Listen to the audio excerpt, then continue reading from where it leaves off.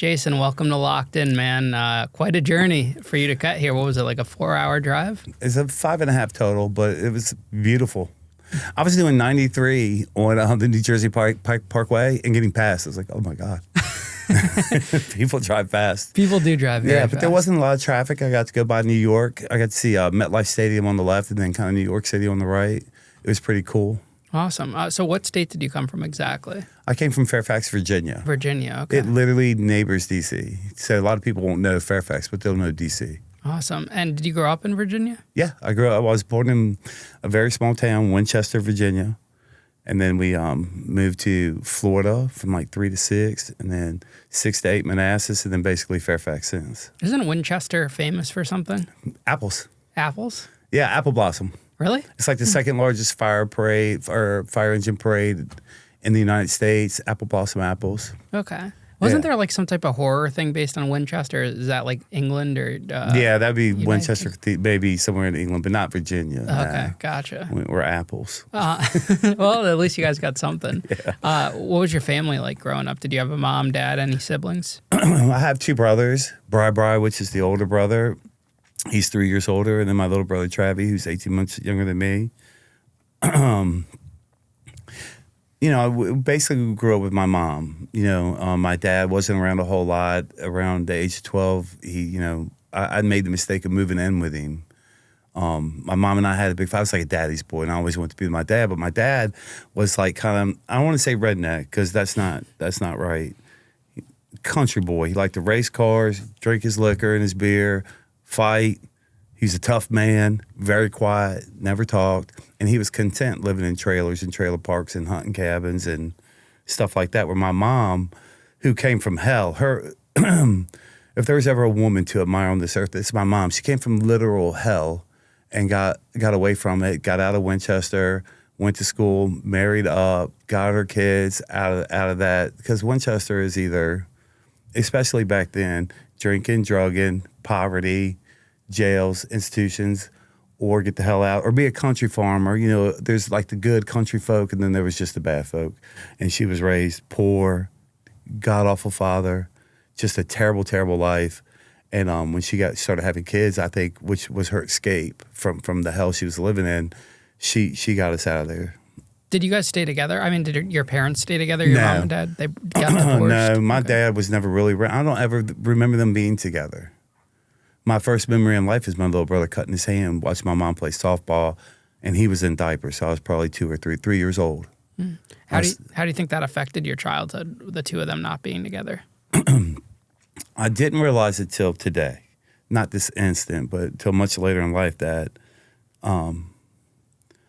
when a child is raised with a mom and a dad in a stable home, they just produce they're better children.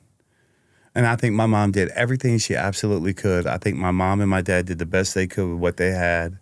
There's suicide on both sides. My real grandfather on my mom's side, killed a man, killed himself, was going to kill everybody. And then my grandfather on my dad's side told Aunt Jackie, my dad's sister, every day he'd say, I'm going to shoot myself. And Aunt Jackie said, no, you're not. Just shut up, Dad.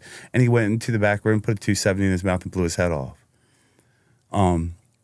So my brothers have been married and raised children, and both their children are great.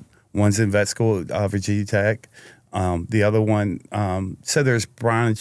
I'm nervous. I'm talking too fast. No, you're good. There's Brian and Travis. Travis had Hannah and Alex, which were twins. One boy, one girl. They're both at Virginia Tech. They're doing well. Hell, I think Hannah's still a virgin. She's like 23 years old. Like, she's super into the church, still lives at home. Although right now at school she's not living at home, but they both live at home. Hell, Alex didn't even start driving until after college. He only started driving to go to work, and he's at veterinary school, which he's super smart. It took him 2 tries. I didn't know vet school was so hard to get into. And Hannah is sports medicine. Brian's children, both one's a project manager, one's an FBI not profiler, but they do background checks. They bought 20 acres of land in Front Royal. They all live together. Their grandchildren, their 2 boys, which are my brother's 4 grandchildren, they all live together, and they're all really, really good kids.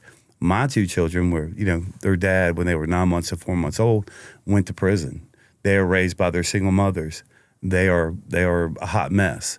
So now that I'm older and I can see having a nuclear family benefits the children. So today my view has changed on that a lot. So I think, yeah, it did affect me, but not with any malice. I think my mom was trying to survive and keep us alive. And she did the absolute best she could. But you were still closer with your dad, even though your mom was the one kind of raising you and taking care of you guys. Travie was mom's. You know what I mean? Like, Travie, my little brother, was the most beloved child. Still is. Like, nobody loves Travie as much. Travie is the most beloved member of our family and always has been. I gravitated towards my dad. I was a daddy's boy. He would do little things that made me feel special. Wake me up at 4 a.m. to go hunting, but we never really went hunting. We'd go to this, I don't know how to describe it. It was like a bar inside of a mountain. It's hard to describe because it was so dark, and we'd go in, and I remember opening the door, and there's all this smoke, and there's just men sitting at the bar drinking. And I could drink as many of the little, back then in the 70s, there were these little Cokes. Oh my God, I could drink as many as I want. And then he let me sit on his lap and drive up the mountain. He only cried once that I can remember, and then I was like 10. He wanted me to stay with him. It still took me 2 years to get the courage to do it. But I liked that. I liked, my dad was very strong to me. Very good looking. He had a thick, full head of hair. I didn't get it. Oh, I'm so pissed. How would your brothers describe you back then as a kid? Hellion. I was always bad. I made a terrible decision when I was 6 years old, and it took me to I'm part of a 12-step program now. I just celebrated 3 years 2 days ago of this 12-step program. And then writing out a fourth and a fifth step of this 12-step program, I realized that I made the biggest mistake of my life at 6 years old. And my conscience told me not to do it. I stole a silver dollar. But I was always the kid that, after that moment, I shifted. After I stole that silver dollar and the consequences of stealing that silver dollar, the consequences were immense.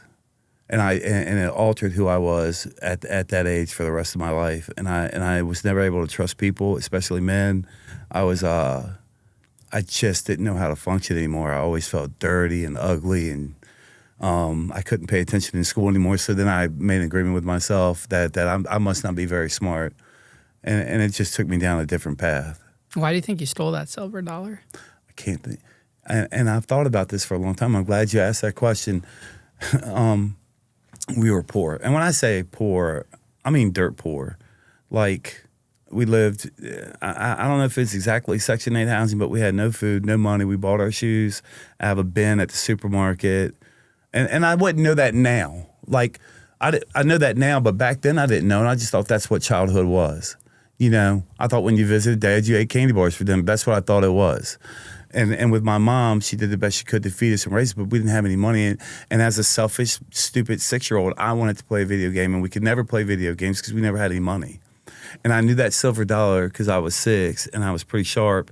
There was a little Italian restaurant where we lived in Manassas, right behind Layton Hall Elementary School. We lived in Stone Ridge. And there was a Highs, and there was a little Italian restaurant. And they always gave me sodas. I was like the little kid that would just pop in. My mom couldn't watch us. She was working. I was always out, and I always had my little brother in tow. However, I'd go there, and they'd give me sodas, but they had an asteroid machine. And I knew if I took that silver dollar, I could play 4 games. And this is how creative I was at 6 years old, because we only had one pair of shoes, and we were at my Aunt Mary's. And when I stole the silver dollar, I knew that if I hid my shoes, my mom would have to go to work, and I was able to miss school. And so I hid my shoes, and I missed school. And I went down there, and I gave the guy my silver dollar, and he gave me 4 quarters, and he gave me the free soda. And then a young man said, when my games were up, he was like, "Well, I know where the bums sleep, and they have wallets. You want to go get some more dollars?" I was just so stupid. I said, "Yeah." And then, there was no bums. There were no dollars. You know, there was just an ulterior moment. And I think that's what led, like, every since that moment, it just piled on because I was too scared to tell the truth. I really thought that he would kill me if I told anybody. He took me up on this, it's hard to describe. They're like oil things in Manassas over there where he took me. And it looked all sludgy and gross in there. He's like, "I'll fucking throw you in there if you say anything." and I didn't, and then it got worse, so that was a mistake, because then it happened to someone that I really, really love, and I'm not going to say who it was, because people are going to see this, and I don't want to say anything to hurt anybody else, but that haunted me forever. I always felt like I was really weak. I was really dirty. I was really dumb, and I felt just so gross all the time that I lost the ability to function normally at that point, and that's where I became very aggressive all the time. Even at the age of like 7, I started thinking life would be better off if I wasn't here. And when, it was just a weird moment that it's so funny. I've been nervous because when I have to speak for someone in my recovery stuff, I go back to what it was like at the end of my drinking and stuff, or whatever I was doing. I don't break traditions. And, I have to remember this stuff. So I thought the most important thing to do today would be real. Don't fake the funk. Try to give any person out there the hope, like, oh, I understand where he's at today from where he was then, and use anything that's happened from that point to this point as a measuring stick that you can change. Things can alter. You don't have to keep that agreement with yourself that I'm really dirty and ugly and stupid. So my brothers would say that I was kind of crazy. I threw a butcher knife at my older brother. I would go from talking to completely, I'd lose moments of time. I'd be blacked out and come back. And I started to get real distant in school. Did you end up finishing like middle school and going into high school, or? I made it to the 9th grade before I was just done with school. Wow. I was completely kicked out of school at that point. My mom had given up. I'm trying to think. I was 15 years old when I lost my virginity. I was 15 when my dad died. I was 12 when he told me he didn't want to see me again. We never spoke again after that. Wait, what happened with your dad? I asked my mom if I could live with Dad, because I came home and she was giving me a ration and shit about something. And I was like, I'll go live with Dad. And she just laughed. It was the end of summer. I just spent a week with him. She's like, sure, I'll call him right now. And living with Dad is completely different than visiting with Dad. It's cool when Dad drinks on the weekends and has fun, and I get to see all my cousins, and we get to run around and do whatever we want because, But living with Dad was a little different. I had a stepsister and a stepbrother. I had a particular stepmom that thought it was her job to beat me. My mom whooped our ass. My mom was the enforcer. My dad was just scary as hell. My dad was very big, very strong, very quiet, and would just look, and that was enough. He only hit me twice. He backhanded me when I pushed my little brother down, and then he beat me with a belt when he caught us smoking at like 10 years old. We were puffing cigarettes. And my two little brothers, Asa, which is my stepbrother, and my little brother Trev, they got 2 whacks with the belt bare-assed. And then I was the oldest, so I got 4. Oh my God, we had bruises across our butt. It was awesome. So why did he end up passing away? My dad had been wrecking cars his entire life. He would go race, he'd build them, but he was in the car with some guy. I never met him. I didn't know him because I hadn't seen him for 3 years. And the guy swerved to miss a dog on a back road. And when he swerved, because they were going fast in a Mustang, he swerved to miss the dog. It hit the embankment. It shot my dad out of the car. That didn't do anything, but the car rolled over him and broke his neck. He still held on for another day or so. How did that affect you when he passed away? Because you had such a good relationship with him. Well, I hadn't seen him since I was 12, and I had a mental breakdown when he refused to see me for my 12th birthday. But I always held on to the idea of seeing him again. Because Molly, that's what I was saying, Molly Barnes, who I was my first arrest was at Army Navy Country Club at 12. Ironically, I was working at Army Navy Country Club in Fairfax County. I was the grill boy, and Molly Barnes was, she just finished her freshman year at Ole Miss. She was the head lifeguard, and we went out, and she was drinking. I hadn't started drinking yet, and she was drinking grain alcohol and Sunkist, and I lost my virginity to her that night. Holy shit, I was in love. So anyhow, she ended up falling in love with me, but then my dad died, and I just remember something broke inside of me. It just broke. I actually felt like I was having a good life at that point. I was spending summers at Uncle Ray's lake house. My mom and I's relationship was doing okay. Molly was telling me to go back to school or get a GED, I was starting to get some good guidance. And then when he died, that was it. I started drinking a lot. I started fighting like my hand. I don't know if you guys can tell. My hand is just mauled. It's been broken so many times. I literally couldn't hold a soda pop bottle when I came out. I could not do this when I came home or open a soda pop bottle when I came out of prison. Well, because I took the cast off, but at that point, I just started fighting all the time. I'd get drunk and fight because I didn't have the ability to express myself. I didn't know how to say I'm sad and I miss my dad. I didn't know how to say, hey, I feel dirty. I didn't know how to say any of that. The only way I could function is to drink, get really upset, and then explode. Had you told anyone about the silver dollar incident? I lied and said Philip did it. I told my older brother Philip did it, and then they went hunting Philip, but it wasn't Philip. And it was like a quick thing. And in my family, I will catch hell for this. If this gets seen, you know, fucking tell family secrets. Keep your fucking mouth shut.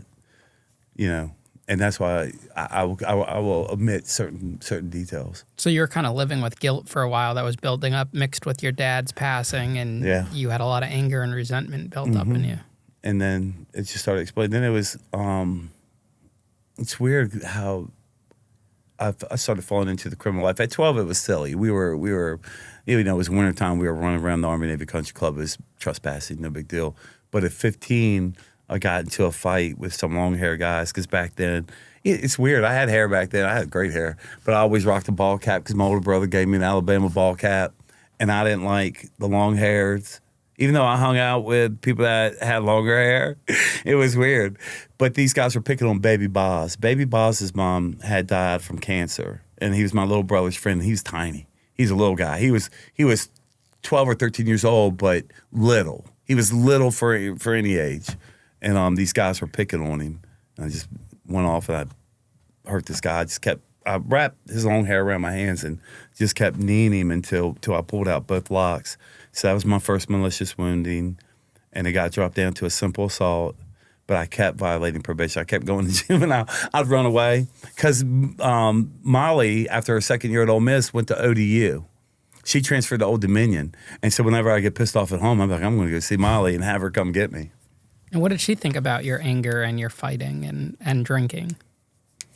Her and Shane Bates. Shane Bates was my buddy. I only had a couple friends. I've never been one to have a lot of friends because I really didn't know how to be a friend, to be honest with you.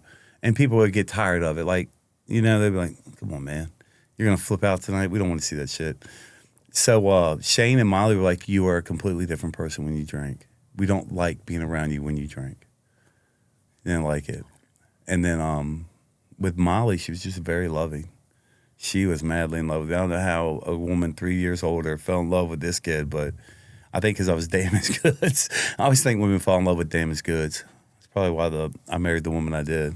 So what happens next? You're going through those years. You should have been in high school, kind of just out on the street doing your own thing. I was out on the street, running around. My mom sent me to live with my grandparents when I was 17, and then she was like, you got to go. Because they gave me a suspended sentence to Beaumont. Beaumont is like juvenile prison. And my mom was like, we got to get you out of here till you turn 18. So they sent me to live in the forest, the Ocala forest, where my grandparents were living. Not my original granddad. As soon as Grandpa Penwell died, Grandma ended up with Grandpa Cruz down in Florida. And they had Cruz Land Lake Delancey because of the Creek Indian heritage right blood that my grandfather had. His father was full Creek, he was half Creek, and all the way up to the grandchildren could go to any Florida school, like Florida State, any Florida college for free because of the settlement. So they had Cruz Land Lake Delancey. And it literally was 3 miles back on unpaved roads where cars you had to keep your wheels in the sand to get back to the compound. And I was back there for about 8 months, but then I started drinking a lot because in 17 down there it's okay to drink. And I was getting drunk and I was too much for my grandparents. They sent me back. And when you say sent you back, you went back to your mom's? Yeah, my mom came down to visit with my little brother and they just took me back. So then what happens after that? As soon as I came home, I got into a fight. This is the one that's in the papers. The YT guys were going around. They called themselves the Young Terrorists. Just a bunch of high school kids, black and white, thinking that they were gangbangers, which gangbanging well, back then anyhow. Maybe now.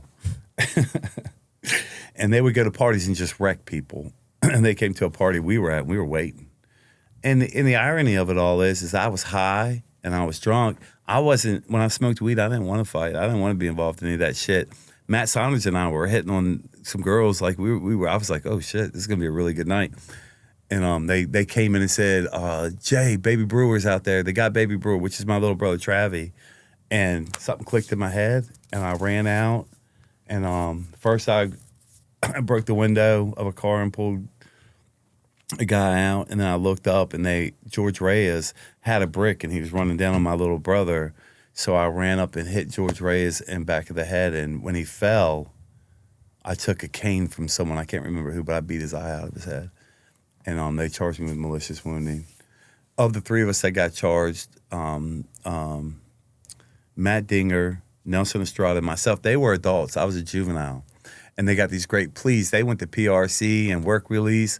I went to trial because I didn't think they could win. I didn't see how 20 kids could be jumping on 20 other kids, and then I get found. And I lied to my mom and said I didn't do it. So I had a 3-day trial, and I lost. So I got 5 years, 2.5 suspended. They certified me as an adult, moved me over to the adult jail. And you were at 17 when this happened? I turned 18 at that point. Holy cow. So the guy's eye literally popped out of his head? Popped out, but they've got it back in. He just lost a lot of vision. And this wasn't a self-defense type of case? No, because, I've learned since then. Let's say you and I decide to have mutual combat. And I'm like, I don't like you. And you're like, I don't like you. Let's fight. And if we're fighting and you fall down, I say, okay, we had our mutual combat and that's it. But if I continue to hurt you while you're down, then it's assault. And then if you use a weapon, it's malicious wounding because it's with the intent to maim, disfigure, deface, or kill. And I popped his eye out. He lost vision. He lost the vision, but he got his eye back. So what was your angle at trial then? Like, what's the defense? I just said it wasn't me.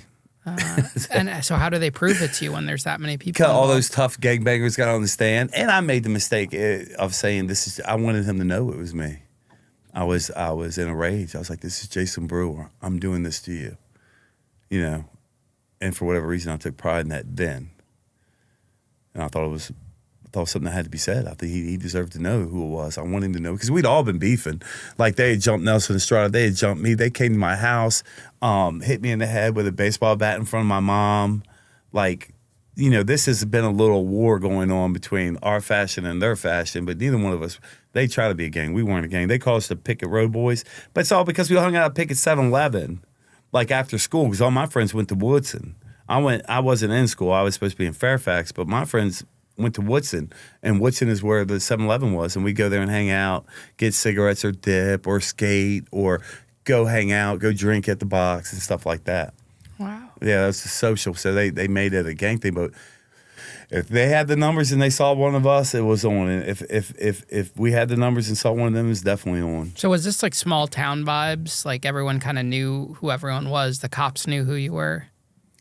No, because Fairfax is a very large county.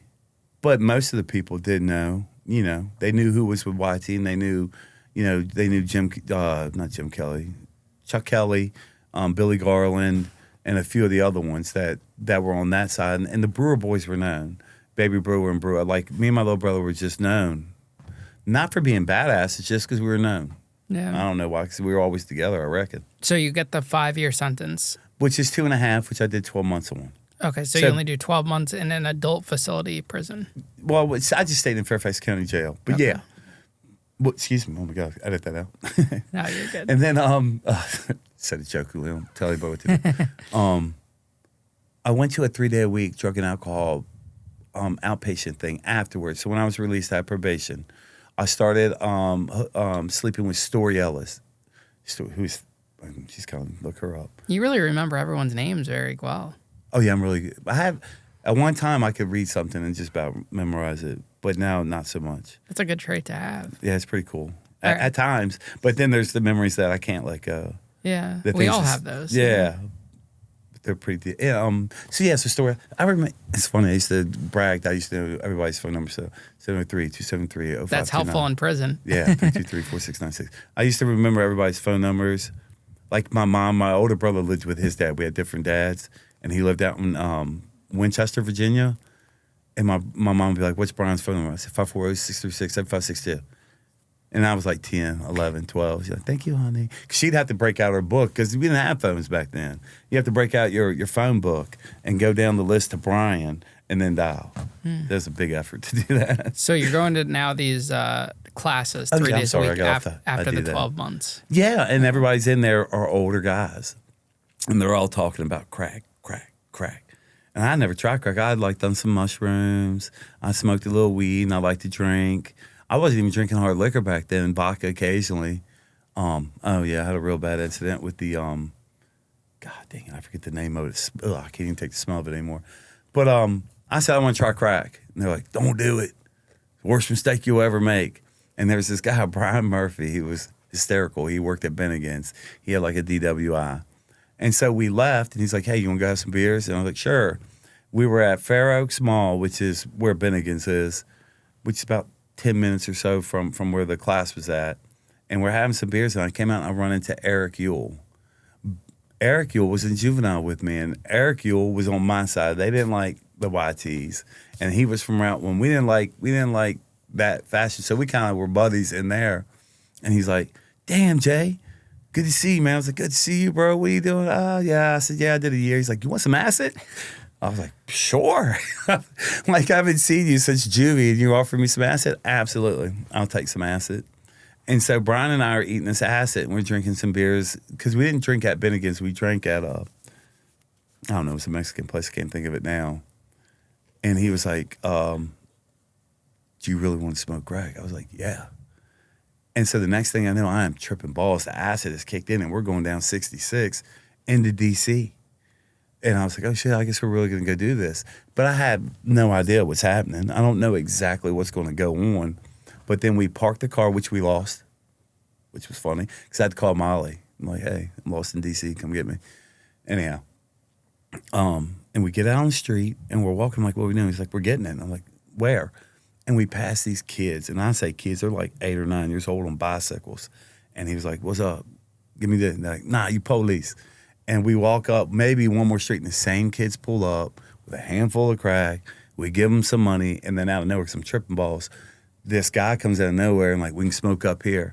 And we go up into, I guess what's called a trap house, crack house. Oh my God. We go into the bathroom, and Brian tells me how to hit it. Like, we crunched up a can and we poked holes in it. We put ashes on it and he put it on there. He's like, now hit it, but not real hard, but hit it and hold it as long as you can.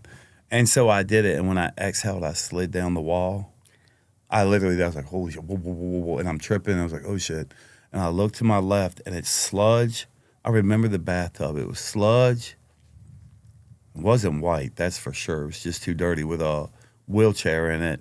And then kind of like here was the toilet, sludge and nastiness. And I said, oh shit, I'm a crackhead. Like that, I couldn't get that thought out of my head. So we did a little bit more there. Then we left. We went back to his house. We smoked some more there. But then we ended up at Bennigan's after hours drinking. And I can't get the thought out of my head that I just smoked crack. I was tripping. So I called my mom, because I still lived at home. I was only 19. I just turned 19. I did my year, because it was September 20th, 1991 when I got arrested. I was released September 21st, 1992. And then in November, because I'm going to turn 51, November I turned 19, and I was in this class. I called my mom. It was like 2:30 in the morning. It's like, she's like, oh my God, what's wrong? I go, I smoke crack. And I started crying. Oh my God. She came and got me, and then she took me to a psychiatrist the next day. And they just said it was a manic episode. Don't worry about it. And that's where it all just went downhill. Because then I hooked up with people that did that. And then I just kept getting probation violation after probation violation. And then I really went down a dark rabbit hole with that.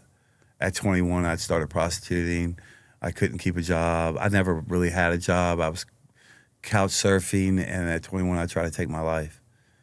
A friend of mine, Greg, he was dying of AIDS. He was dying, and I went into his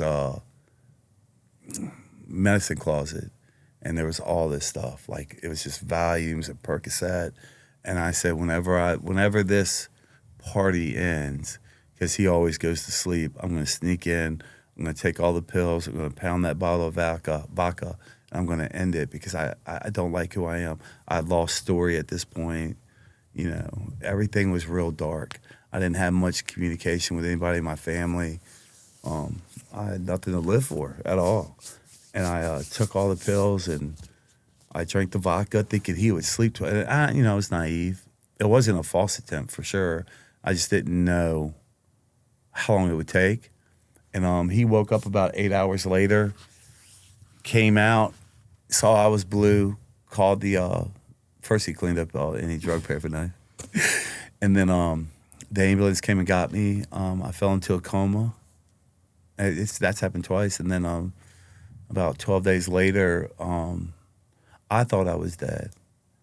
When I came out of the coma, my mom was holding my hand praying.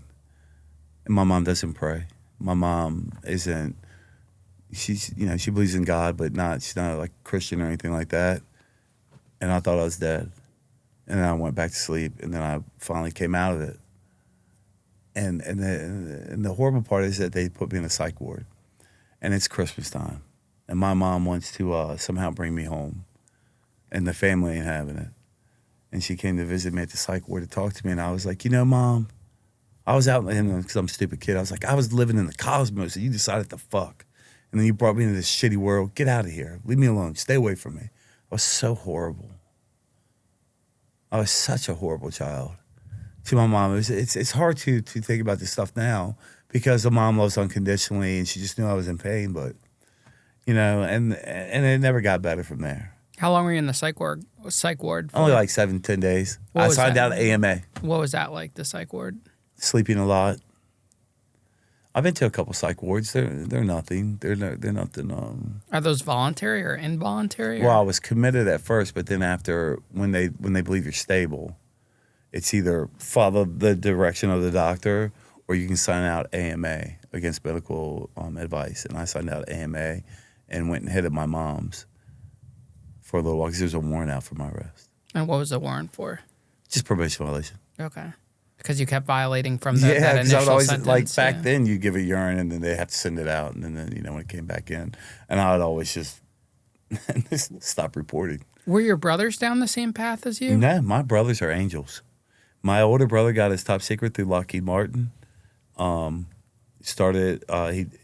did security for a while. Then he did HVAC work for them.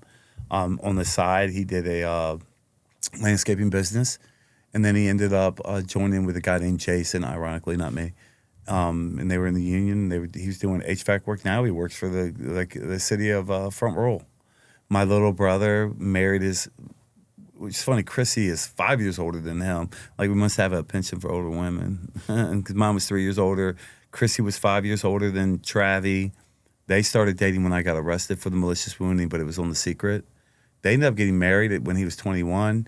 He went to welding school. He started welding for Fairfax County. He's been welding for Fairfax County, and now he's a supervisor and has a great life. They have a beautiful house, Culpeper, 2 beautiful children. Did you envy them at all when you were going through your life?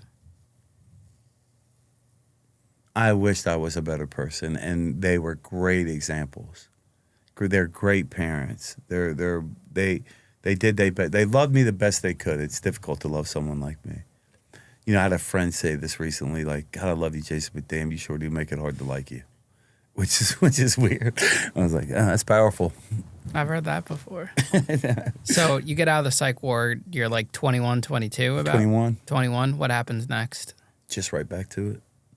Right back to the drugs and alcohol. I'd get moments of sobriety, very short moments. I was just lying, check into an Oxford house for a little bit. I always went to work for Randy, and Randy smoked, so I'd end up with him.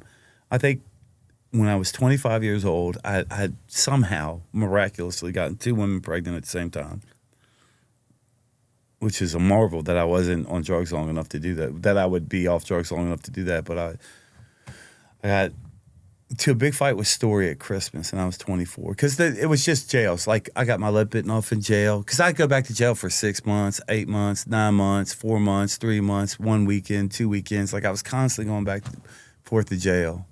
I have 2 really funny jail stories if you ever want to hear them. Yeah, give them to us. Okay, so I was 20 years old. And this is one of the things I have a mild disdain for, these guys like Wes Walton and these clowns that get on these, and this dude, I can't think of his name. I've been calling him out for a while. Ew. Anybody comes home acting that tough, you were not. I promise you, you were not. Who is it? Wes Walton? Yeah, who else? You said Wes Walton and, what's his name? I've been calling him out for a while. Because he's from Virginia, and he tells these stories. From Virginia. He's from Virginia. His name's, oh shit, I had it all in my head to do it. Like I remember all the names, not that one. Okay. Well, we know Wes Watson, yeah. Yeah, well, Wes Watson's a clown. I've been calling him a clown. Now he's getting exposed, but I would get suspended for the shit I'd say to him. Like, meet me at Street Beefs, punk. You're a clown. You're contradicting yourselves in your stories. And damn it. What's this guy's name? I got to know it now because he does the same thing. They block me. They'll get me suspended for the shit I say, and I'm not. You got some beef coming. I try to get him. He's from Virginia. We'll figure it out. But anyhow, yeah. I'm in jail, and I'm 20 years old. I'm up on the 3rd floor, which is, the B floor is we call it the bitch floor, but it's not. It's just for first timers. Then you get the A floor, which is seg and jail and holding, and L4, which is the actual hole. But 3rd and 4th floor were what considered maximum security back then. And it's just because I was a young kid. I've been in and out of jail, so they put me up there. And there's this guy named Alan Younger. Never forget it.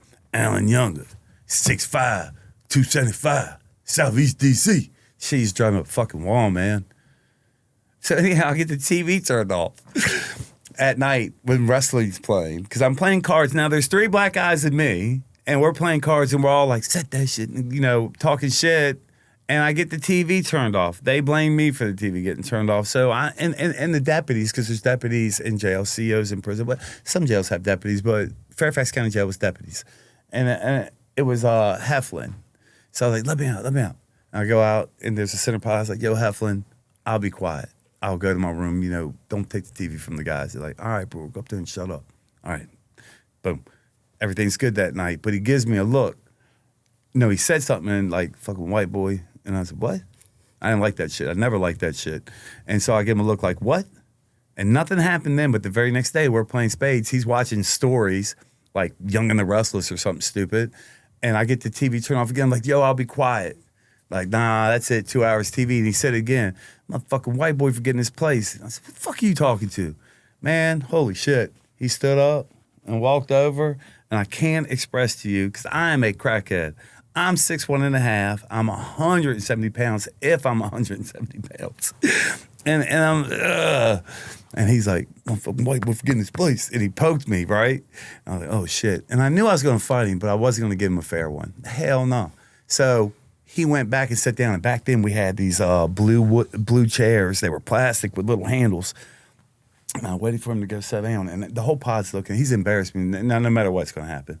So I ran up behind him, and I hit him as hard as I possibly could. I mean, I ran up behind him and just stole him in the side of his face. Wow, bang. And none of this is bullshit. He goes, that's what I'm talking. No, he goes, oh, you want to hit somebody, do you?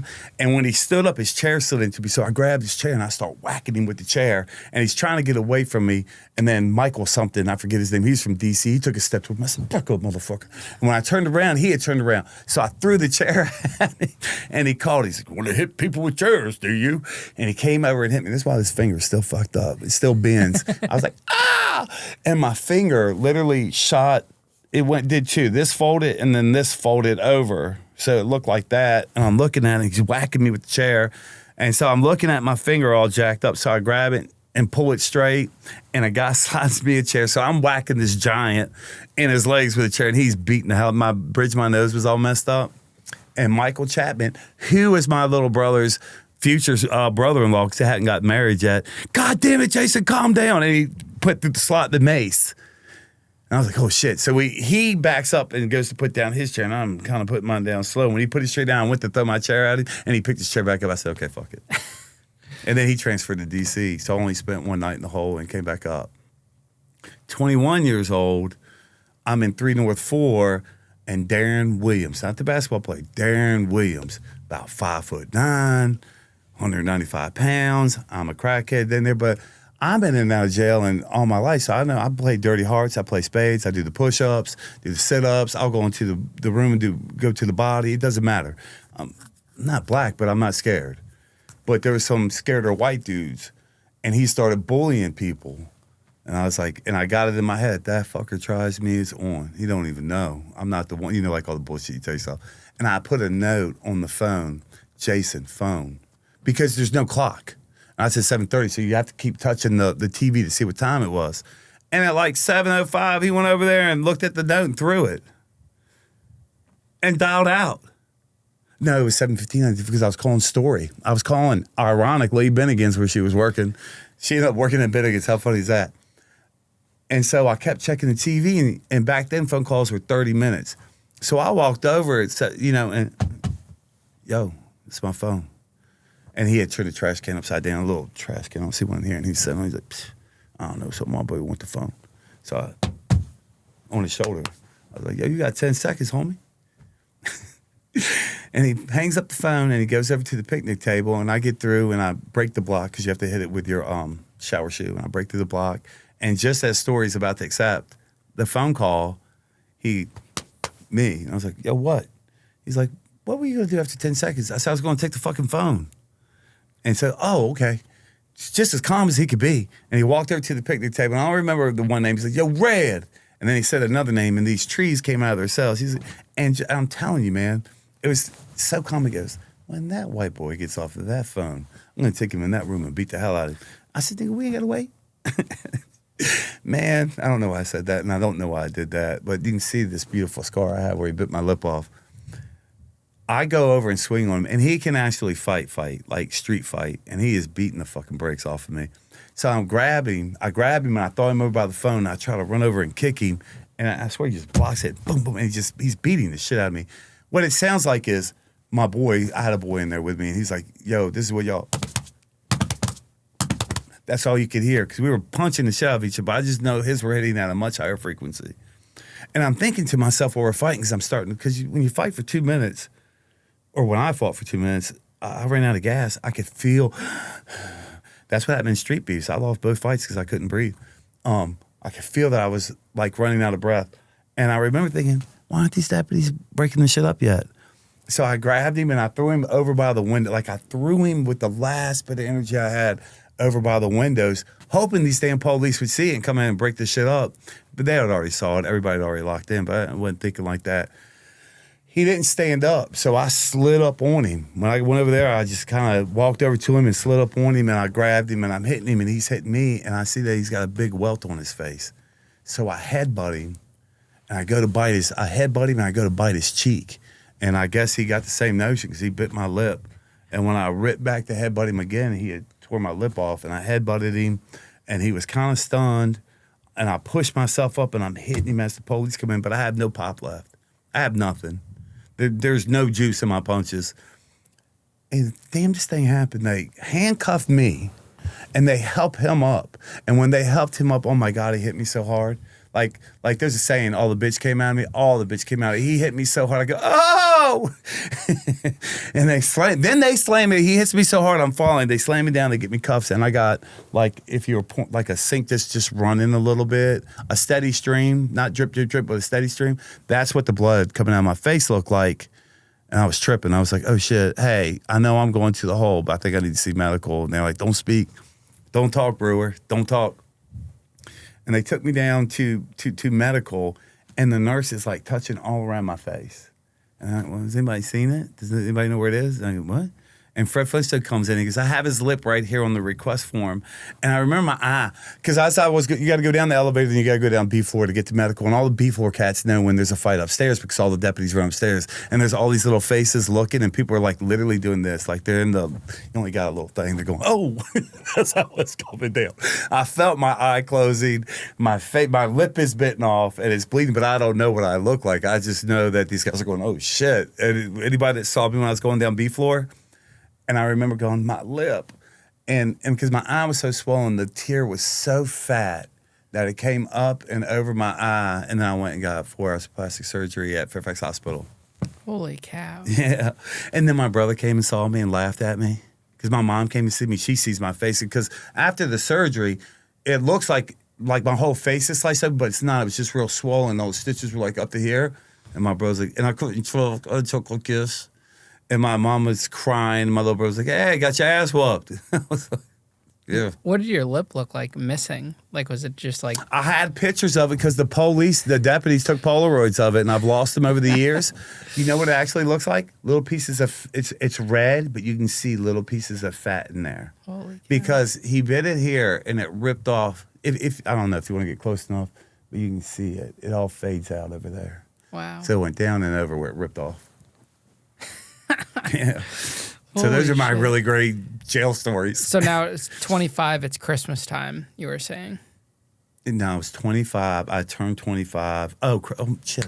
You're right. We got off track, didn't we? No, you I gave was us a good 25 jail and stories. Story Alice and I got Yeah. to this huge fight. Because it's always off and on, off and on. I went out to Winchester. I had a cousin out there, my dad's side of the family, and my mom's side, but mainly I went to see my dad's side of the family. And I went out.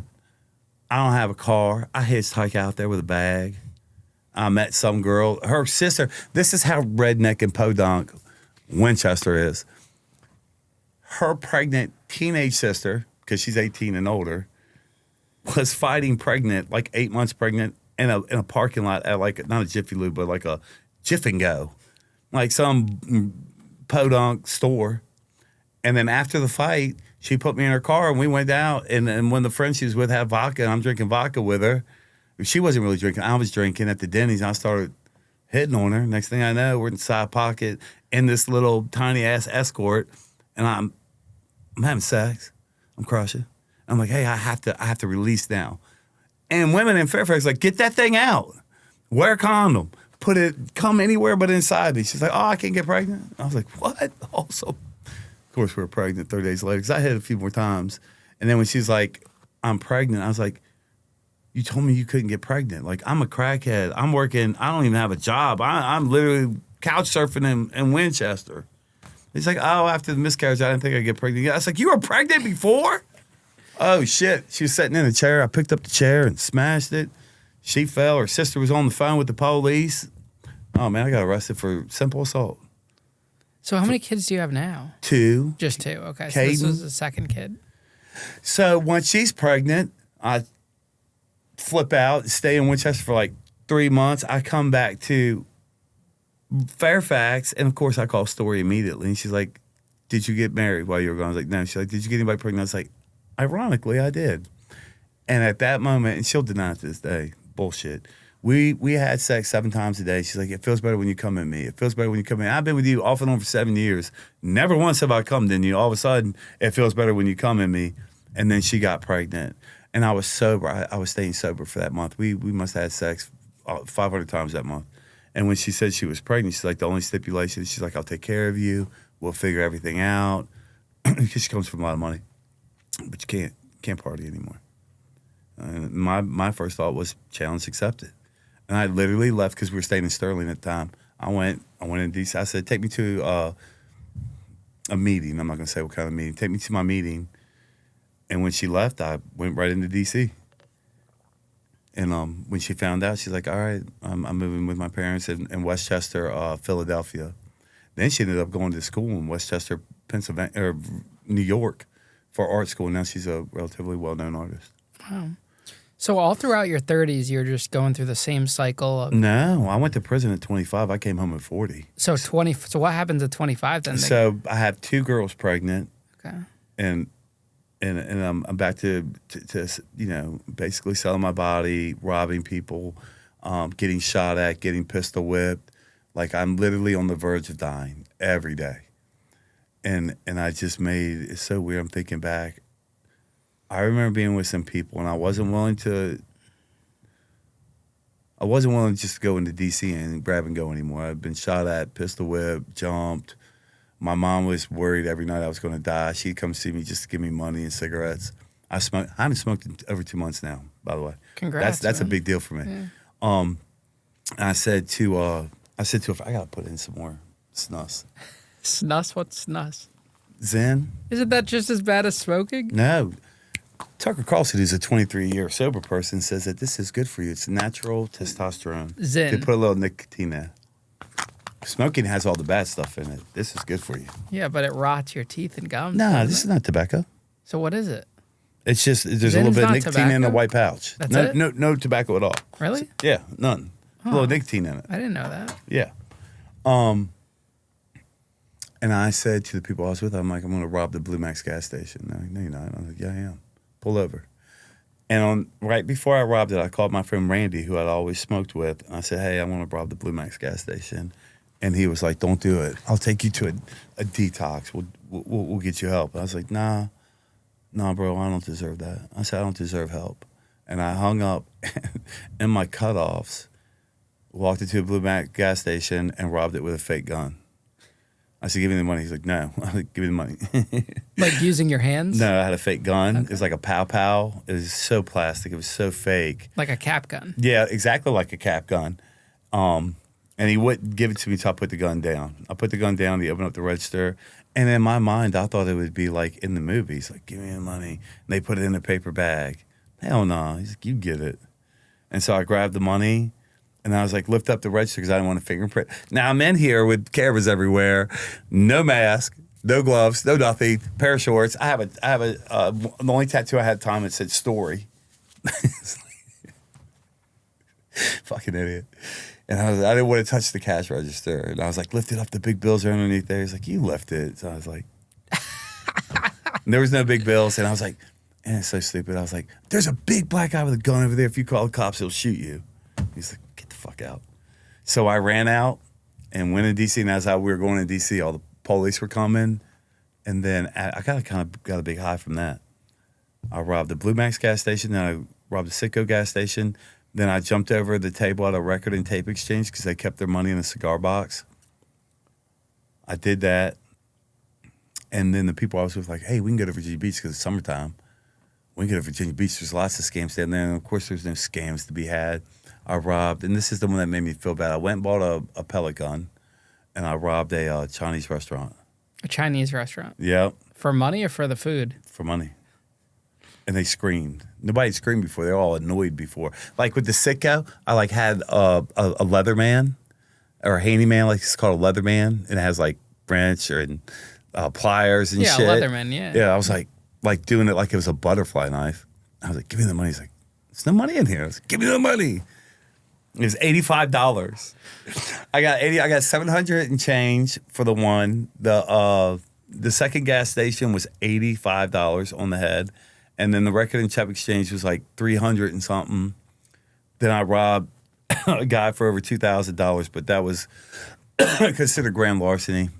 I just popped his trunk and went in and found the money. So you got less than $5,000 for the string of robberies you were doing. I was like a Born to Lose. You remember the scene in Heat where he's like, do I have Born to Lose tattoo on my forehead? That's who I am. I was the guy Born to Lose. And so I had all these robbery charges out for me, and I got arrested, and I was happy. When I got arrested, I was happy. It was over. Life was hell. I got arrested at 156 pounds at 25 years old. I had 2 children on the way. No, they were both born at this point. The life was just god awful. It was unreal. It was terrible. Do you think a part of you wanted to get arrested so you could restart your life? Well, because I'd always gone to jail before to get a relief, to get off the streets, because I'd get real strung out. And going to jail, I'd get commissary, get fed. I already knew how to fight. I mean, like, jail was nothing. There's nothing to be scared of in jail for me. It was a rescue. And in my head, I did not realize the amount of time I'd be gone. I actually thought I'd be gone for the rest of my life, and I thought that was the best. That was the only solution I could see to my problem in life. I'm completely worthless to society. I have no skills, no education.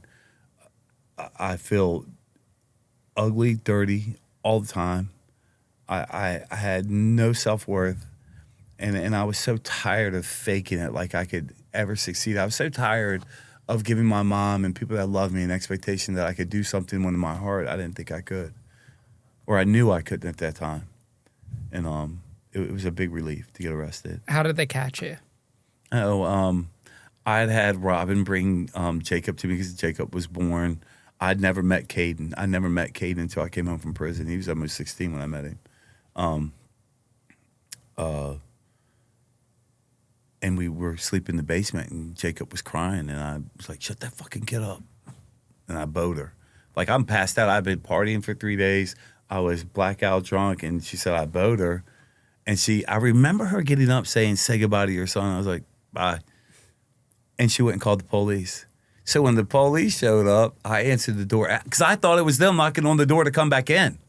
And the people upstairs, this lady's house I'd met at a 7-Eleven and just basically put her hand on my dick. Anyhow, it was crazy. Yeah, edit that. We were staying there. You know, she's a 40-year-old lady. She met me at a 7-Eleven. I carried her wine. She had a little hitch in her giddy up, and then me and my buddy would go over and hang out with her. And then we turned her on, and then she allowed Robin to come with Jacob, and they were upstairs partying or sleeping. I don't know which at this point because I was passed out. And when there's knocking at the door, I didn't think police. I thought it was Robin, and they were yelling, "Robin's at the door." So I get up ass naked because I fell asleep naked and open up the door to, an array of Fairfax City police. I was kind of stuck. And they were like, who are you? I was like, Travis. We're like, no, you're not. You're Jason Brewer. And they had warrants for my arrest. It was funny because they hadn't charged me with all the robberies. They had some bullshit stealing a credit card thing. And when they were taking me in front, like they took me to question me. So first I went to a little station in Fairfax City. Then they came in to question me there. There was Detective Little who ended up killing himself. And I forget the other detective's name. And they set down the recording thing, and I knew I wasn't going to tell. I knew when I got arrested that I knew I was going to prison. I was afraid of having a snitch thing on me.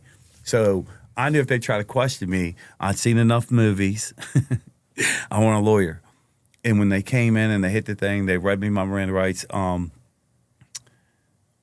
just remember saying, lawyer. And they get mad. Lawyer. I want a fucking attorney. And I hit the thing, and the detective's like, a piece of shit like you doesn't get one. I was like, fucking attorney! Because I was snapping. I was tired. And then when they took me in front of the magistrate, and they started reading off my charges, I was like, oh, shit. They said I abducted my son. I was like, how the hell did I do that? And so when they said the ones I hadn't done, I started getting buck. Even though I was handcuffed, I started getting buck. It's like, fuck you. And the detective literally grabbed my throat and pinned me on the wall. So I'm doing this, like looking at the magistrate, like, help me. And the magistrate just turned. I was like, oh yeah, I'm fucked. So then I had 1, 2, 3 robberies. I had 11 felonies, 2 misdemeanors. And when I beat the abductions, the abduction of my son, the abduction of his mom, which I don't even know how the fuck they gave me that charge. They said I prevented her from leaving, but none of that was true. Because she came in and testified, so they dismissed it. And but I did end up pleading guilty to 2 robberies, 2 grand larcenies. And when the prosecuting attorney laughed about that, I kicked the chair at him. I was like, this is my life. And I kicked the chair at him. Did you get charged again for that? Yeah, I got 10 days for contempt of court. Man, they cuffed me too. I thought they were going to break my wrist. They cuffed me and took me in the back for 30 minutes and brought me back out. And there was like, anytime I went to court after that, there's like 6 deputies around me. They did not give me a chance to ever move again. Put your hands on the table and don't move. Wow. I wasn't even allowed to sit down anymore. So what was your plea deal for that you agreed to? It was 2 robberies, 2 grand larcenies. All the gun charges were dropped because even though in this place to Virginia Beach, in Virginia, even if the gun isn't real, the threat to the person is real. If they don't know the gun isn't real, they're still scared the same. But because everybody, my 2, not co-defendants, because they got PR bonds, they were released. He got out of 15 check charges that he stole from his grandmother, who was dying. They gave them the deal of the century and just didn't charge them if they testified against me. So I took the plea. And I pled guilty to 2 robberies, 2 grand larcenies. I got 20, 20, 20, and 20, run concurrently with 8 years, 5 months suspended. So I ended up with 11 years, 7 months, and 10 days. In a state prison. In state prison, and then I had to go to Virginia Beach. So then I went down to Virginia Beach, and they offered me 18 years, so I went to trial. I had a 4-day trial and got a hung jury. Oh, so they never concluded that case? No. Then they offered me a 5-year deal. So I took the 5-year cap. And so I had 16 years, 7 months, and 10 days, which I did 15 years and 20 days on. What were the Virginia Beach charges? Robbery and grand larceny. Okay, so those are separate robberies from the other ones. Yeah, then the ones in Northern Virginia, 2 different jurisdictions. All right, so 15 years in Virginia. Give us some crazy stories from there. You know, it's funny because I didn't experience a whole... and I want everybody to understand this. I was not Wherever the cameras are, I was not a tough guy in prison. I would never pretend to be a tough guy. I won't perpetrate that I was a tough guy. I saw real killers in there. Because there were real killers in there, and I wasn't a killer. Yeah. Some of the shit I saw was way more intense than the shit I did. Yeah, well, it doesn't have to be about you. Let's see. Let's hear what you saw in there. So when I first went to prison, I went to what's called Deep Meadows. We call it Sweet Meadows. It was a receiving center. It's a level 2. Man, you walk in, like, hey, grab a juice, sit down. We got to give you a haircut. We'll get your laundry, and we'll get you to your building. You're like, this is prison, right? There's only a couple razor wires. No big deal. All right. And I go in there, and my boy Josh is there. My boy Rico is there. I know all these cats from Virginia Beach Jail. Life is good. There's a weight pile. I get a real bad sunburn. Everything's lovely. But because I had the aggravated assault on the child molester in Virginia Beach Jail, because I crushed him in there, he made the stupidest statement. He's like, I only love my stepdaughter too much. And I'm like, what?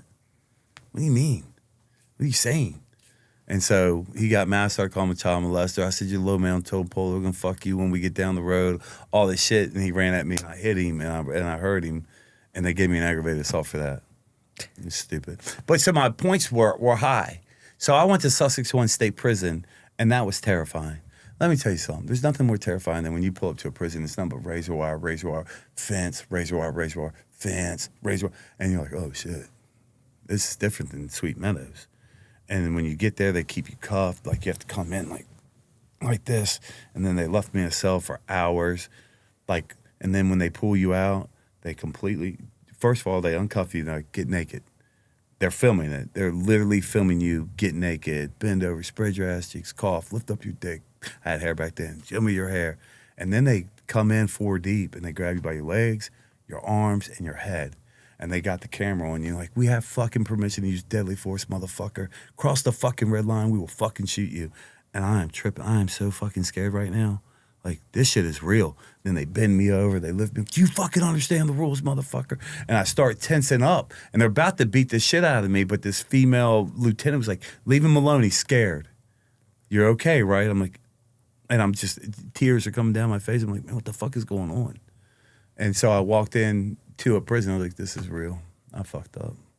This is not what I expected. But I was lucky. My first trip to Sussex 1, it was full of old-timers. They just built those prisons, because they changed the law from no parole to 85%, and they moved all these lifers up. I slept above death row. Saw a couple of death row guys. That was scary. That was tough. I don't know. I don't think about that stuff too often. There's a guy there. I was up on. We were in 4D, and in Supermax prisons, you have annual lockdown every 3 months, but we stayed on lock all the time. It's so violent. And one of the SEALs, which is pretty cool, like, we're doing lockdown, and all of a sudden there's just a big commotion out there. Like, what the fuck is going on?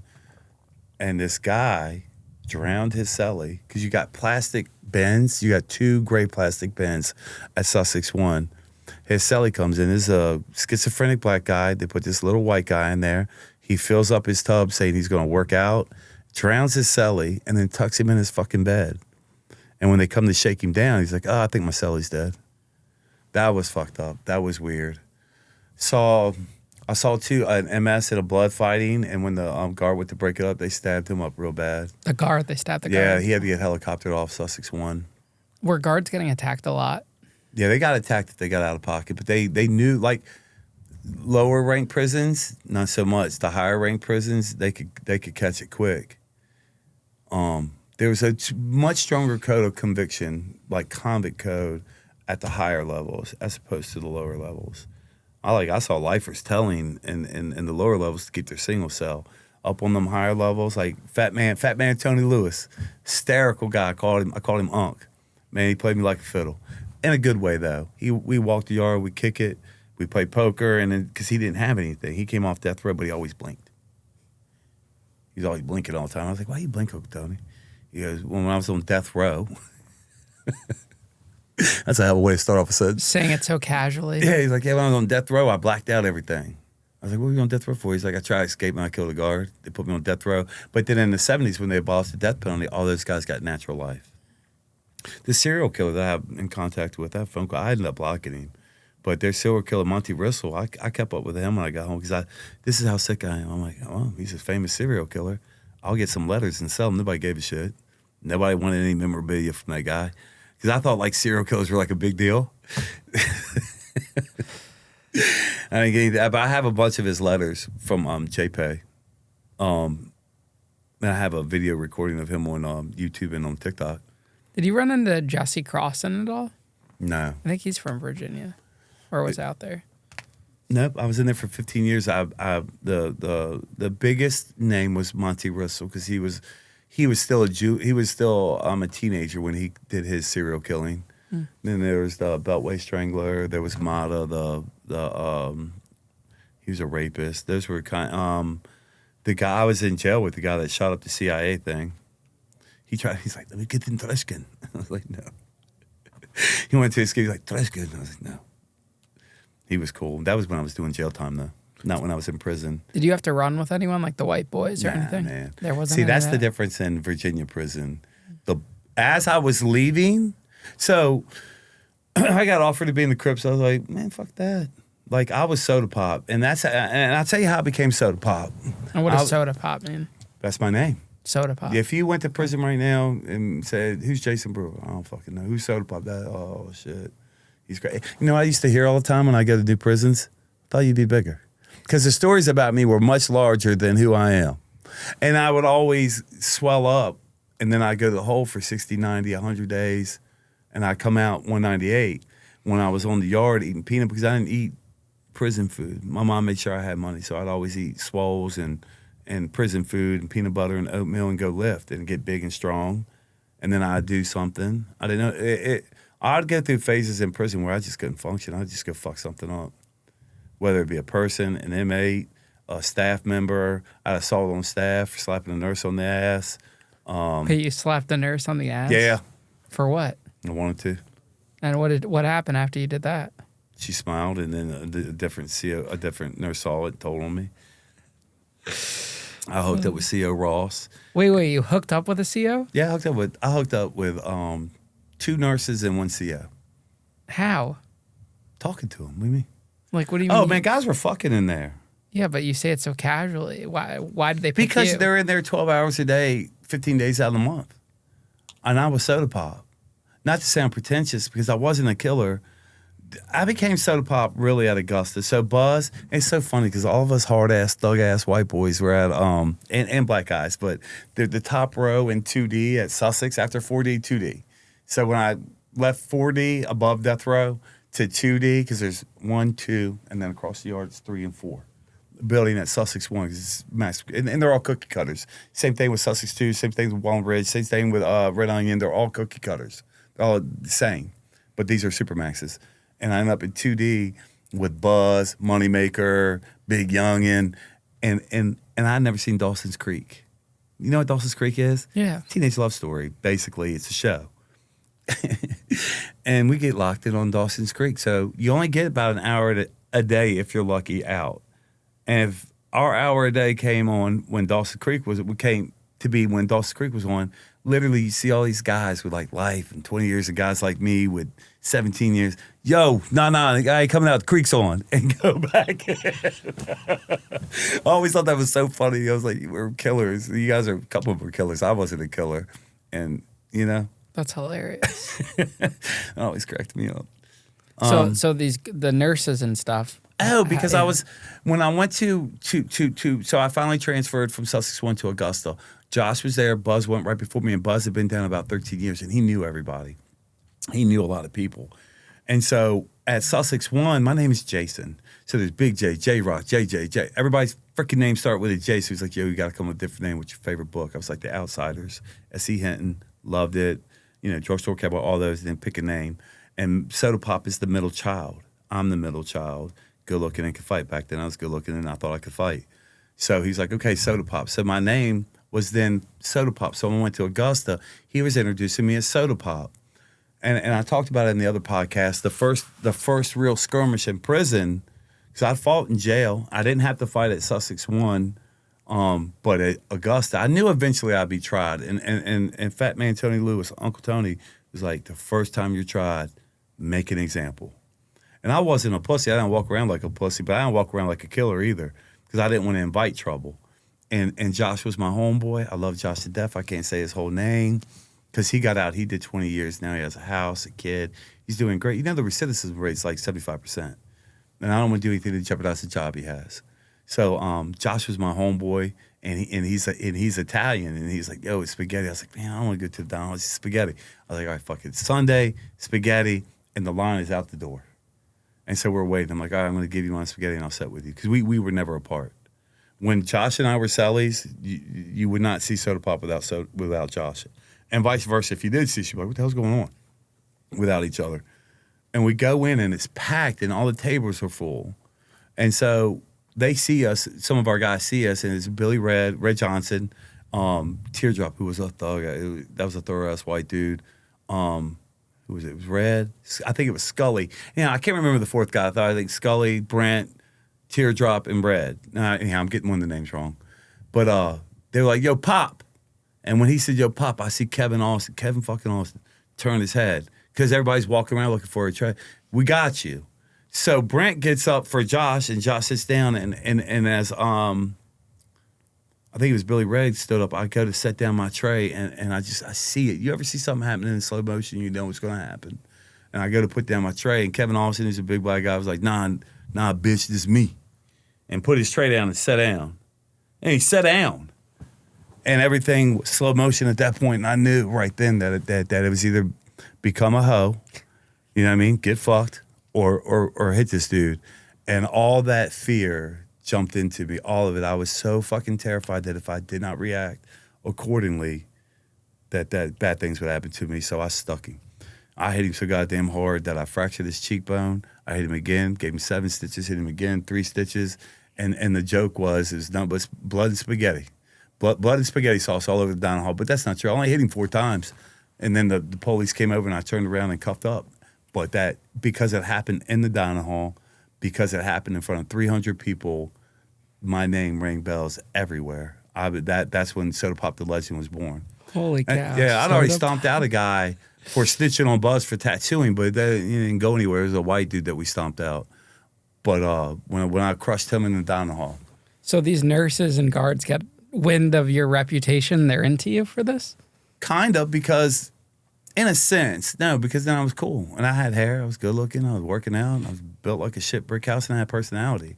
And Nurse Frady was the nurse that did meds, so we'd sit there and kick it. I would fake an injury, and she'd wash my hands, and I'd rubber. Like, then she became, like, it's called gunning them down. They stand at your door and watch you come and shit like that. You would do that? Oh, yeah. Oh, yeah. That's kind of gross. Yeah, it's kind of gross, but it's the only release. I mean, what else you going to do? You know, let me see that thing. All right. That's what the nurses do? Some. NCOs. Okay, and they would come up to your door? Or be in the booth. You go up and be like, yo, can I get the shower? They're like, yeah. Get in there. You know, they were freaks. You know, voyeurism's a thing. Oh, wow. But I didn't really. I did it a couple times, but it didn't get me off. You know what I mean? It wasn't something that was big time for me. But grabbing their ass and their, you know, kissing them and playing with their tits, that shit was fun. And C.O. Ross, when we got caught, Boo Foster told on me. And I went to jail for investigation. That's when my boy Josh fucked him up. And we're missing stories. I did that on the other podcast. But saw a dude get stabbed in his chest over drugs, pulled out and sliced the dude's whole face open. I remember when Philly came up to me and we were in 3D. And he's like, Philly's like, you see that nigga over there gambling? I said, yeah. That nigga owe me money. I was like, commissary's tomorrow, calm down. Philly's like, nah, he's fucking trying me. I forget what he said, because I'm trying to remember. He's like, I forget what he said. He just said, he's trying me. He gambling in my face. He's disrespecting me. Nah, didn't disrespect me. I said, let it go, Philly. Philly's this big. This guy is 6'4", but he had diabetes. I didn't know about this, but he had diabetes. Yo, Philly's like, nah, I can't have it. Man, it was one of the grossest things I've ever seen.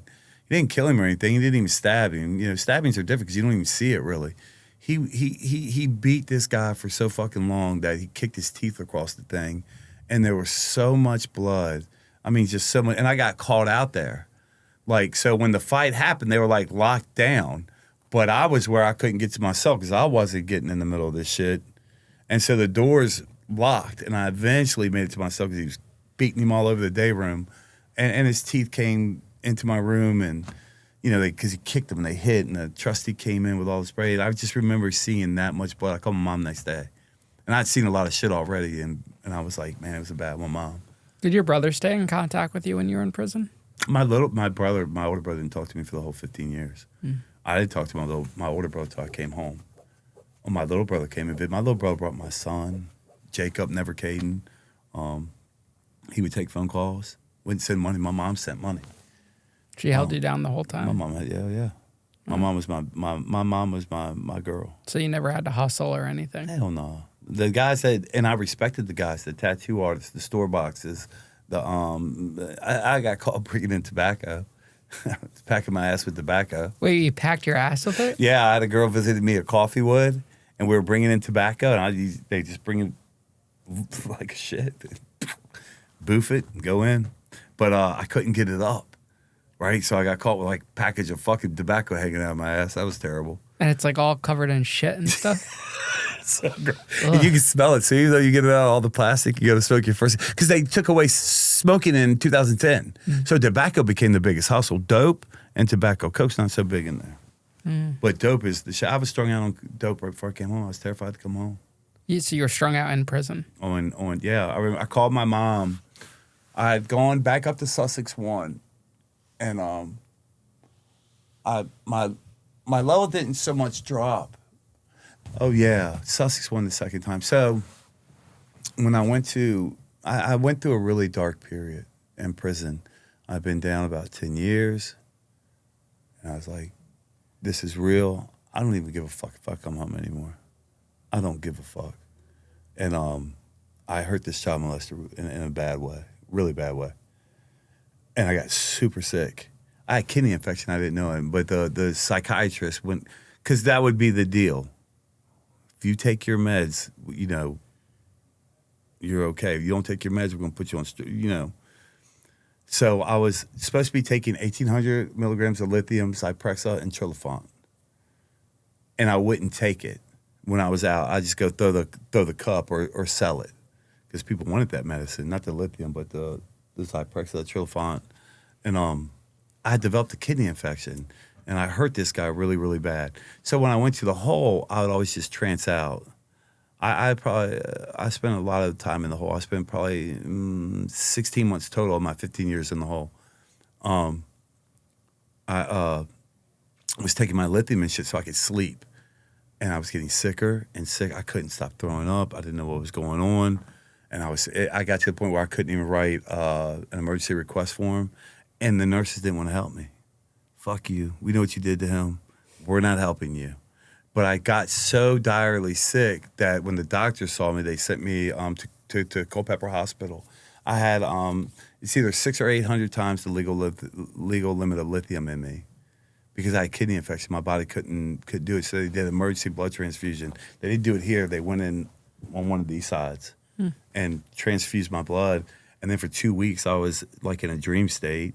I went to MCV. Then I went to another psych ward because then they put me on Depakote. And then they sent me to Dillwyn.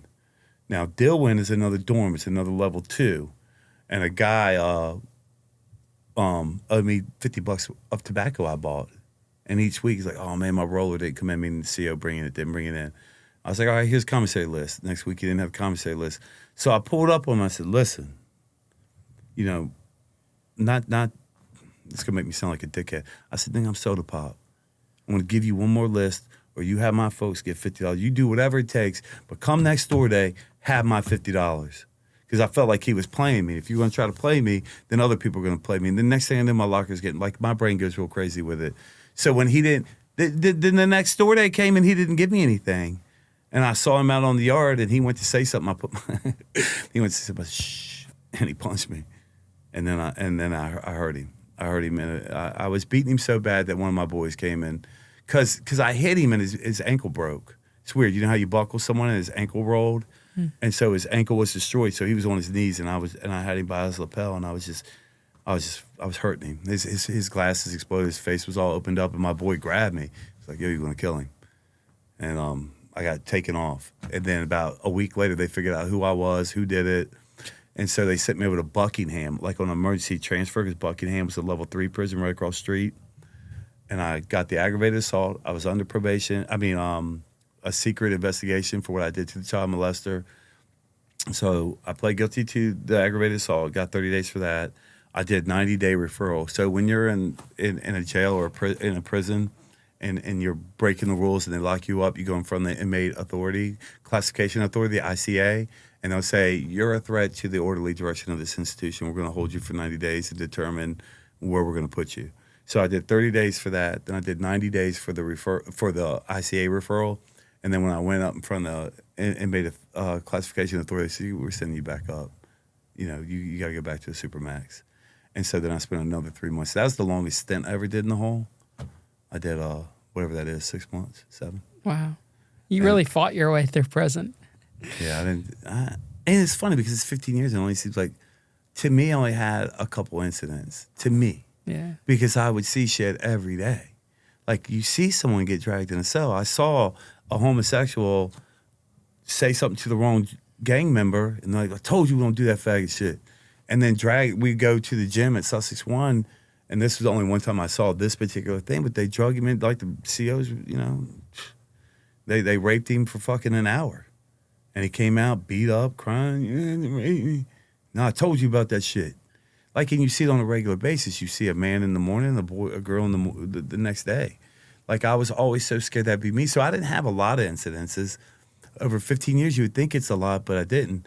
So when I went back to Sussex 1 the second time, there's a lot more gang activity. The old heads had moved back down to the lower levels, and it was this young, a lot of blood gang members up there. They were like, either you fell under the color of that particular. I don't know anything about gangs. That blood set, they stabbed them the fuck up, throw them over fucking the tier. They didn't care, and it was a lot more violent. I heard a celly in there pretty bad. He just wouldn't shut the fuck up. Just always non-stop. I was like, yo, please, like a constant complainer, like a Debbie Downer, just non-stop. And I was like, bro, please, you gotta stop. You gotta fucking stop. And so he didn't stop. And then there was a complaint. So I'm sitting there and I have maybe 16 months left on my sentence. And an investigator for Sussex 1 showed up at my door like, yo, you got pro visit. I was like, pro visit? So my cases are done. I'm going to leave. My biggest fear was like, oh, fuck. What did I do that I didn't get charged for? They charging me with something from my past? I was scared. I went in. It was 2 Virginia State detectives. They were state police. And they're like, we have had 3 criminal referrals on you. If you touch one more person, we're going to arrest you. We're going to charge you. We're going to violate your probation, which was 18 years over my head. And we're going to bury you under this fucking prison. And my first response was, are you kidding me? I just saw yesterday, and I said, that dude just got beat up and raped and robbed. And the only thing that was said was, put out his TV or he's going to tell on you guys. He's leaving the pod, but give him his TV back. And because I said, because I'm white, I thought it was like I can't understand it. I literally have seen people fucking get killed. Their faces sliced up. I saw a guy that had a homosexual boy touch his food. Now, they're sucking each other's dicks in the room, but because he touched your food in public, you're going to take him in the cell and beat the fuck out of him? Like, I have teeth underneath my door. People are getting thrown off tiers, hanging themselves, eating glass, not to live in here anymore, trying to kill themselves. And because I stood up for myself with a couple guys, you're going to charge me? Oh, I was so heated. And that was my mentality back then. I didn't want to take responsibility for what I did. I thought that's what I was supposed to do to survive. I built 15 years on surviving. My personality, I got along with everybody. I had a strong disdain for child molesters. I still struggle. It makes me shudder thinking about how intense it was with those guys. I did some things that I you know, in my world of recovery, it's you know, we don't regret the past, nor do we wish to shut the door on it, but I regret some of the things I did in there. You had to do what you had to do to survive. A couple of those things I didn't have to do. What I did to those guys was uncalled for. Do you think prison makes you a worse person when you're in there, going against your morals and who? Yes, you know? But you don't know. I didn't understand that. I wanted to survive. and I didn't want to be a boy, and I didn't want to be picked on. And my mom came to see me, which is ironic, when I was still in jail. And I was like, Mom, I'm going away for a long time. She's like, good. I don't have to worry about you dying anymore. I don't have to worry about calls at 2 a.m. that you're dead. You know how to survive. And then she said, do whatever you have to. Just come home. You know, so I felt like my mom gave me the green light to do whatever I had to do. And my scariest day was going into Sussexville. My second scariest day was right before I came home. I didn't want to come home. And it was, oh, man. I was strung out, and I called my mom. I was like, yo, either pay this bill or I'm going to have to hurt these people. She was like, I'm going to pay this bill, but you're a fucking coward. And it didn't register. It didn't make sense. I was like, how am I a coward? I said, you've been with me for this 15 years. You know why I'm at Superman. You know why. She's like, you're scared to come home. That makes you a fucking coward. And I went back to my bunk, and I sat down, and it was true. I was like, man. Because I knew who I was in prison. I had a good standing. I wasn't a rat. I wasn't a thug or a killer, but I wasn't soft, and nobody really fucked with me. Like, I was cool, and anything that did come up, I handled. I never clicked up with a gang. I never got on the race side. Black guys liked me. Like, the Bloods would be like, damn, what you eating with that crab head nigga for? And then I'd eat the Blood. What you eating with that slob head nigga for? And I was like, 'cause I'm soda pop. I'm not a part of a gang. I do what I want. And when I was coming home, I was terrified. I didn't want to come home. But I wanted to at the same time. It's the queerest feeling in the world where you're like, I'm about to embark on something that I know I'm not fit to do. You know, when it was real tough when I came home, I was in Richmond. Nobody wanted me. No, none of my family members were like, nah, we don't know what you are anymore. And I went back to drinking and drugging. I got real heavy into heroin. I tried to take my life again. I had hurt someone really bad, and I blacked out drunk, and I had new charges waiting for me. And I went to Richmond, and I got a big ball of heroin, cooked it up, put the thing in my arm. I wrote a note, this is suicide, left my ID out, and shot that shit up, and the cleaning lady found me. And then that was another 2 weeks in a coma. I woke up, I didn't know my shoe was on top. I woke up with my leg handcuffed to the bed. And the first, like, I had the tube down my throat, so it took like a day for it to come out. And they were wetting my lips because they were so dry and so filled with shit. And the lady, and I was crying. She's like, what's wrong? I was like, I don't want to be alive. Like, I couldn't, it doesn't sound like that. Like, I don't want to be alive. It was like, because I could barely talk. I just remember thinking, fuck. Why do I have to be a part of this world? I don't want to be here. And it was just awful. So I did one more year in jail. Like, I did a year because I beat the charges, and then I had 2 probation violations, and they let me off probation, which was crazy. I've been on probation since I was 12. I'd never been free. And so when I came home, I made a deal with what I thought was, like, I'm not a religious person at all, but I was like, God, if I come home, I swear I would never drink or drug again. I swear to God. If I come out of this, and all the charges were dropped, the person had top secret clearance, like I got all stabbed up, and I just fucked them up it was a drunken rage. It was bad. And as I got closer to coming home, I couldn't get the thought of drinking out of my mind. I couldn't stop thinking about drinking and smoking crack and heroin. And I'd be like, God damn it, we made a deal. And I wasn't out 14 hours, and I was in a bar. I got out at midnight, 5, 6, so 17, 18 hours, and I was sitting in a bar, and I was like, what the fuck? And so I started going to this 12-step program. The very next day, I get like 6 days, 6 months, 8 months, 20 months. And I was a worse human being not drinking than I was, because I always got to blame drinking for going to prison or drugging. I always got to blame everything else but me. And it was just, it was really hard. And I went back out when I was 45, right when COVID started. I had 20 months. I went back out. I was like, fuck those people in there. You're all sick as shit. I blamed everybody but myself, and it got real dark. I ended up getting married to a woman who, if you do ask me the question, who are the 2 strongest people I've ever met in my life, it's going to be my mom and Sheila, my wife. And I don't know how to love either one of them. I do the best I can at times. But Sheila is a remarkable woman. Just a remarkable woman, but I turned her on to drugs. and took her out with me, and we had made a death pact at the end. I was like, I can't do this anymore. She's like, I can't do this anymore. I was like, just give me a shot. Give me enough that I don't wake up. And she would give me a shot and I'd go to sleep, but she would never do it. And then one day she goes, okay, I'm ready. I'll do it with you. I don't want to do this anymore either. And that was the one saving grace because, you know, Sheila, Jesuit school, nurse, cardiothoracic, worked 9/11 in New York City, was there when they were putting the body parts up, how they emptied the hospital, walked through the ashes, had fucking a hell of a childhood, and still saw the world through innocent eyes. Like, I'm like, how the fuck can you not have a disdain for this fucked up world after, you know, the person that, her dad was awful. And when she graduated from Fairfield, she thought he was going to make an amends to her. He blew her fucking head off and blew his head off and made sure she found, like, she did all that and still fell in love with a convict like me, someone as broken and as shattered as I am. And so I think she's a very strong person. I don't see how anybody can love the way, and she was the first person to have, as a child, ticculitis, something. Her large intestine was an ulcer, and they were doing all these experimental surgeries on her. But anyhow, and she loves me, so that's. It's almost too painful for someone to love me. I don't like being loved. I don't.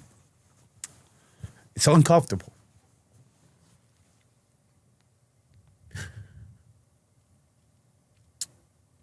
And I've like, shit, I'm a tough guy. I would like to know why that is. I would like to one day understand why it's so difficult, like, for anybody to, like, care for me. I don't particularly like it. But then, you know, about 3 years ago, she kicked first. Then she babysit me while I kicked. She has 45 days more than me or something like that. Because I went out one more time. And so for the last 3 years, I've been working these steps for this 12-step program, and I'm a terrible example. You know, I've not been a good husband. I'll put it that way. Because I don't want to embarrass her. I've had a temper from hell. I've exploded and gotten fights in meetings, but I've kept this job. Now, I can't say the name of the job because I don't want, you know, people not to work with Andy because of me. I got these puppies. I got a 12-week-old Cane Corso named Luca and a 15-month-old named Lulu. I call my mom every day so she doesn't have to worry about me. And the point I was getting to is that I blamed drugs and alcohol. And then when the drugs and alcohol, I blamed prison. And then when I couldn't blame prison anymore, I blamed my childhood. And it really came down to me living in so much fear that I was unworthy of being in society, that I had to really start working on how I react to people, how I view things. I read a lot of literature. I go to a lot of my meetings, but it's not the meetings that I get the juice from. It's seeing these people that inspire me. And then people would always say, like, man, you're this great speaker. You know, you could really help people. I'm like, what? Me? I can't help anybody.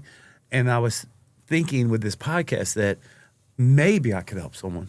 Maybe. You know, I didn't have any skills inside me, and it's just because I just didn't have them. And that doesn't make me a bad person. It just means that I lived a life that didn't give me the skills to be productive in society, and I had to learn that. And it's okay to learn things. It's okay to be behind. I get down on myself. My mom is always like, your brothers have a 30-year head start on you. You know, I don't own a house yet, Mom, what your brothers do. But they had 30-year head start. Everybody's had this big head start. And instead of being like, I can never get out of this, so I'm like, all I got to do is take one step at a time. Dig, you know, just one level at a time. That's all you can do. And then one day I'm going to own a house. Yeah. You know, one day I'm not going to hate myself and have a disdain for being loved and blame everything but myself. I am a man, and I'm a child of something that's creative out there, and I get an opportunity to live here now instead of having a disdain for living here. I get an opportunity to be a part of this world and meet people like if you had asked me when I came off of prison if I'd be sitting in the room with Ian Bick going, no, what a podcast? What are you gonna do? Do a public assassination? I'm like, you know, execution? I'm not worthy of any of this. And you did amazing. I did? Yeah. Okay. And you know, maybe your skill is sharing your journey and your testimony so others don't make the same mistakes, or others that feel the way you do can have someone, you know, that understands them. Right. Because you're not the only one in the world that feels the way you do, you know? Yeah, I'm not special. Because people aren't comfortable with sharing that. So when they hear a story like you, you know, that resonates with them. And it's so powerful. And it's better than them going to a therapist who doesn't understand them, right? You know, and is told some whatever, you know? Not saying they're all like that, but, you know, I think if I was in your shoes and experienced what you had experienced, to me, it's more comforting hearing your story than sitting down in front of anyone else. So that's where your power is, you know? Thank you. You're, I don't know what to say anymore. You did really good, Jason. I'm proud of you, we're done man. now? Yeah, you're Okay, good. You're off the hook. You did really good, man. Do you think so for real? Yeah, you killed it, man. You did great. Good. Especially the end. Okay. But Jason, thank you, man, for coming here today and sharing your incredible journey and story. And, you know, I wish you the best in the future. And you got big plans for the world. Yeah. Thank you so much, Ian. You guys are great and very comfortable here, by the way.